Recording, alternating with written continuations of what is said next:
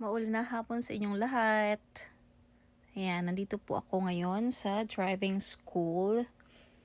At kakausapin ko yung isa sa may-ari ng driving school na to na i-open ulit nila yung program nila 10 years ago para dun sa mga foreigners na gustong makakuha ng driver's license.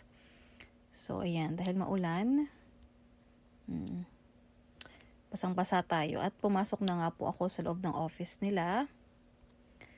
At nagulat po si Sonsing Nim kasi after 10 years, nagpakita ulit ako sa kanya. Nakilala niya ako noon kasi nag-i-English siya. So ako lang ata yung Filipina na kumuha ng lisensya that time, 10 years ago. So ayun, yan, binigyan din ako ng service na vitamin O. Then nagdala ako ng mga foreigners. Yan, actually ano na nila to driving test na nila.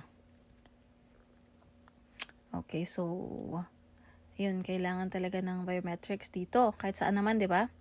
Para makapag-drive or makakuha ng driver's license.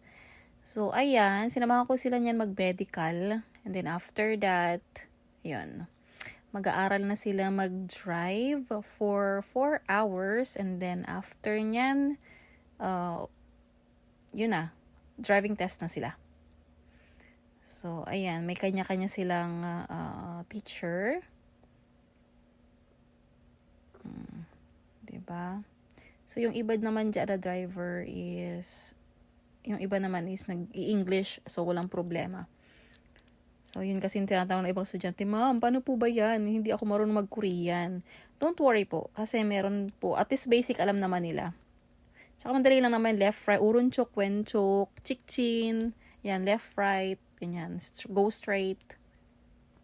Ituturo naman nila sa inyo yan. So, since alam naman nila na foreigner tayo, yun, yung Korean din nila is dahan-dahan lang din. And then, hanggat makakaya nila, nag-i-English sila, so, wala kayong magiging problema. So, yun nga yung iba, ayan na, parating na sila.